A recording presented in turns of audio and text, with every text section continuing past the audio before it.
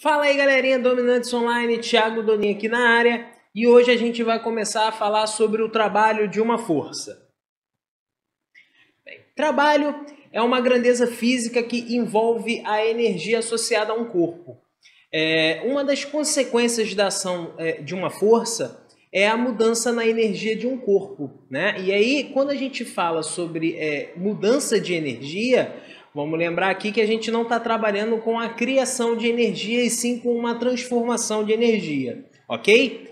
Quando a gente fala sobre o trabalho de uma força, pessoal, a gente precisa entender que essa força ela precisa de alguma forma estar associada a um deslocamento, não é? Então, uma força ela só vai conseguir realizar trabalho se necessariamente nós tivermos uma direção acontecendo na sua totalidade ou em parte, não é? Na mesma direção do movimento desse corpo.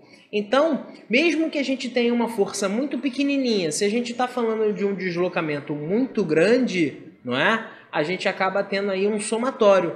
Então, a ideia aí é que o trabalho ele é proporcional ao nosso deslocamento. Quanto maior o deslocamento, maior vai ser o trabalho dessa força, ok? E aí a gente calcula esse trabalho como sendo a força vezes o deslocamento, não é? Então, a gente precisa analisar com calma qual é a força que a gente está trabalhando, não é? E a partir do momento que a gente definir qual que é essa força, a gente vê o deslocamento que está acontecendo nesse corpo e aí a gente consegue calcular o trabalho referente a essa força. Muitas das vezes nós podemos ter mais de uma força associado, né, ao nosso corpo e aí a gente pode ter múltiplos trabalhos diferentes atuando no nosso mesmo corpo e aí a gente tem meio que a ideia aqui da força resultante, não é? Então a gente tem vários trabalhos, mas quando a gente faz o trabalho da força resultante, é como se a gente estivesse calculando o trabalho das forças que estão atuando sobre esse corpo, ok?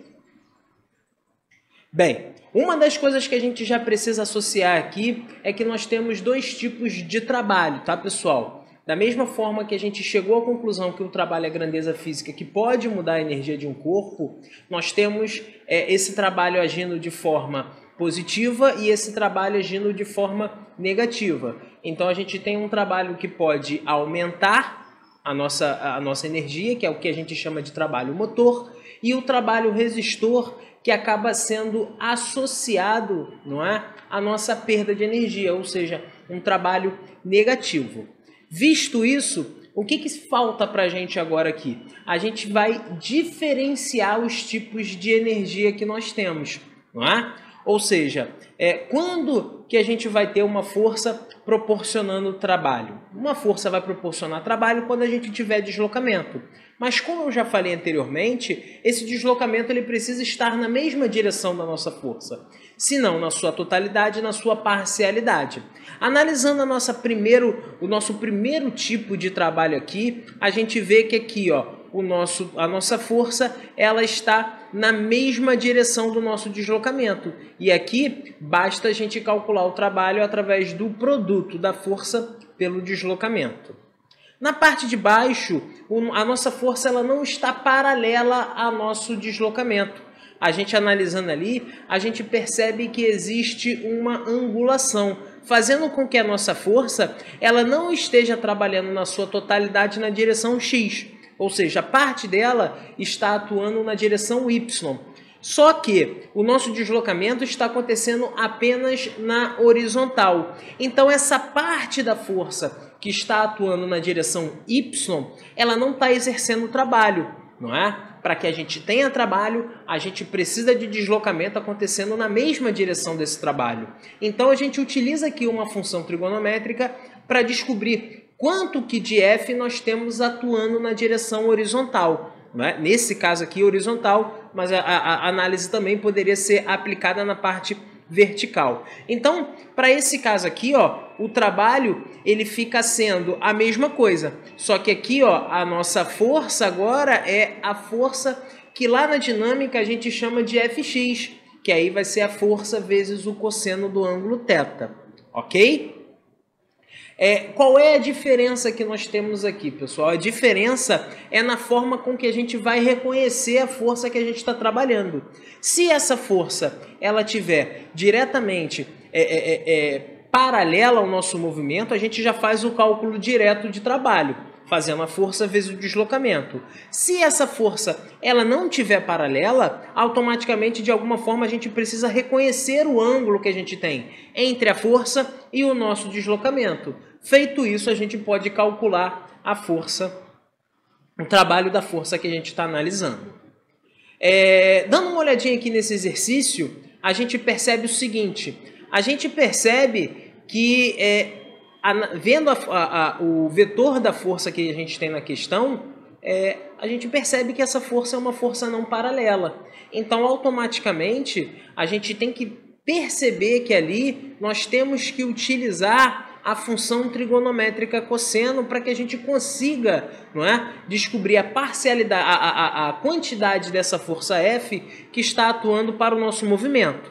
Ok? Então, a questão fala o seguinte: o trabalho realizado pela força F ao empurrar o carrinho por uma distância de 2 metros em joule. Bem, pessoal, se a gente analisar aqui, essa força, ela tá uma parte sua apontando para cima e uma parte sua apontando para vertical e a outra apontando para horizontal. Então, aqui, analisado aqui já o nosso ângulo, a gente vê que o trabalho vai ser a força vezes o deslocamento vezes o cosseno do ângulo θ.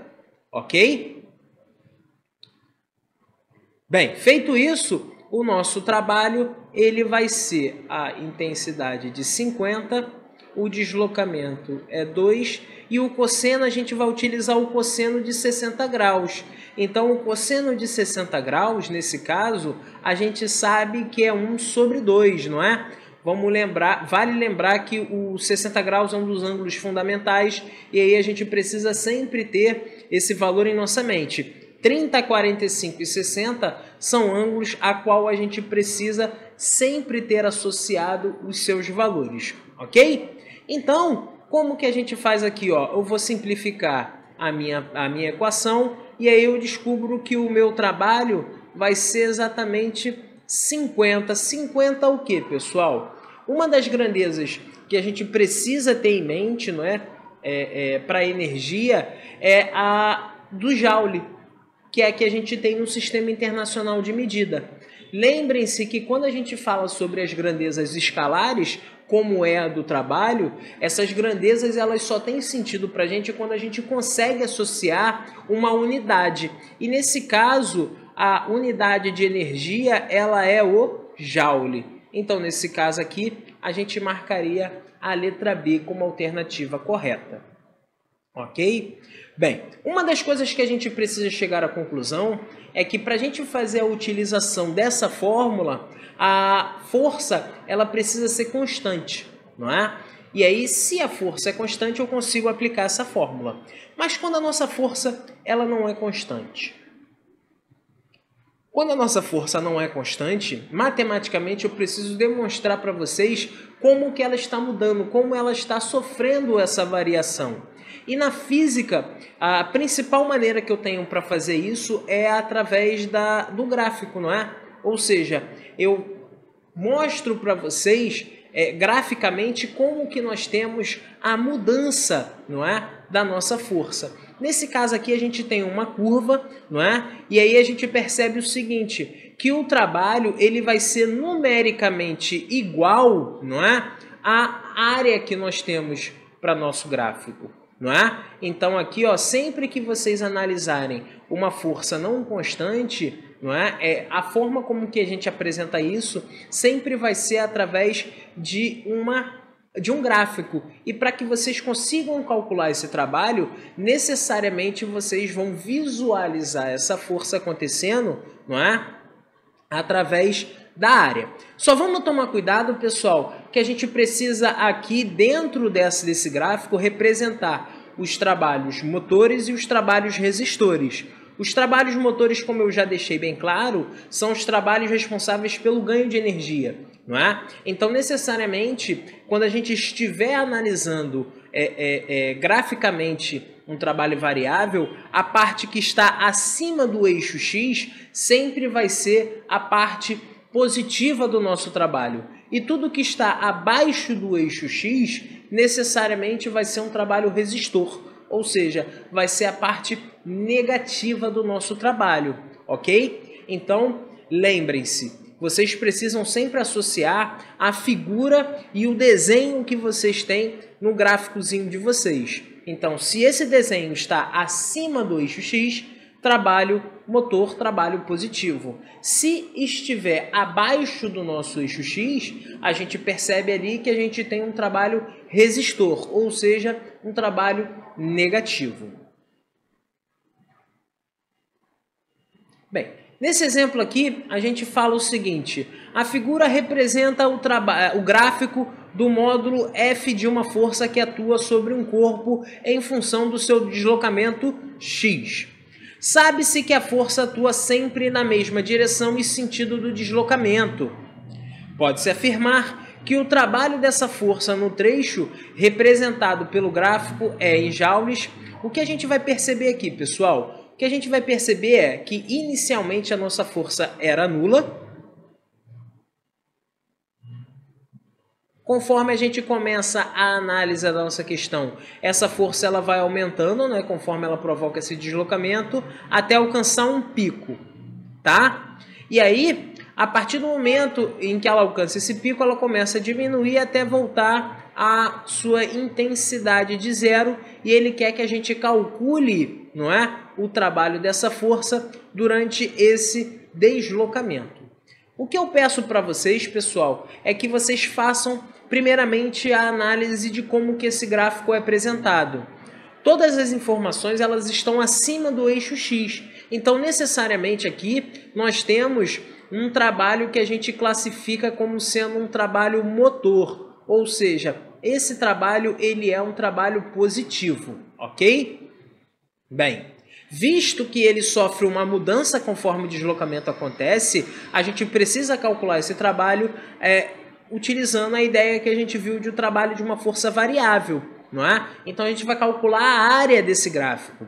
Bem, e aí a figura que eu tenho na área desse gráfico, para calcular a área desse gráfico é de um triângulo. E aí a gente precisa lembrar lá da matemática que para a gente calcular a área de um triângulo, a gente pega a medida da nossa base, multiplica pela nossa altura e divide por 2. Então, para calcular o trabalho aqui, ó, a gente vai fazer base vezes a altura dividido por 2, ok? E aí a gente tem que o nosso trabalho é 1 vezes 10 dividido por 2.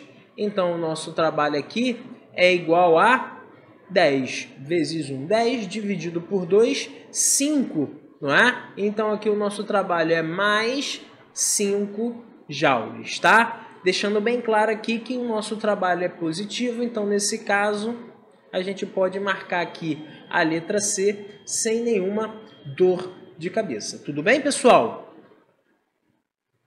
Bem, e aqui a gente encerra a nossa primeira parte, pessoal, sobre o estudo do trabalho de uma força, ok? Aprendemos a identificar o que é um trabalho motor, o que é um trabalho resistor, e aí a gente consegue também identificar 3 tipos de trabalho diferente. O trabalho de uma força paralela, não paralela e o trabalho de uma força variável. Não se esqueçam de olhar as questões que estão na plataforma e bom estudo!